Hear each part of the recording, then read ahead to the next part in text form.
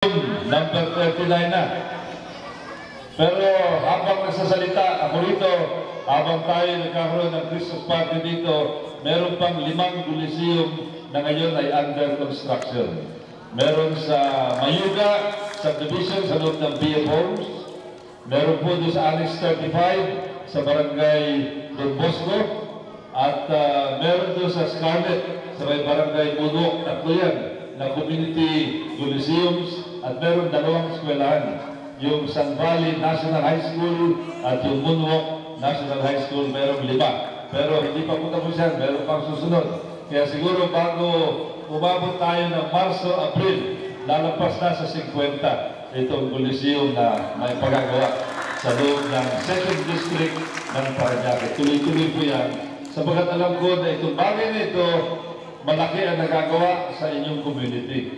Hindi lamang sa ganitong klaseng party, kundi sa sports, pwede rin sa mga spiritual, sa mga cultural, at marami pa mga bagay. Kaya pinatutuwa na kay Ed na talagang nagkatulungan tayo, hindi lamang kay Ed, kundi sa mga opisyal ng inyong Homeowners Association dito. Gusto ko i-announce na magkakaroon tayo ng malaking palaro, malaking paliga. Ito yung tinatawag na Inter-Coliseum Basketball Tournament. Kaya kailangan magtayo na kayo ng team dito. Bawal po import. Kailangan mga bona fide residents sa mga players dito. Sapagkat open ito, hindi ito yung mga bata, kundi medyo mga senior na. So kailangan mga registered voter. Kailangan po ang requirement yan para walang gulo kung qualified o hindi, dapat registered voter. At kahit na bata, siguro nag-register din para sa SK. Kaya pwede yung 15 and above.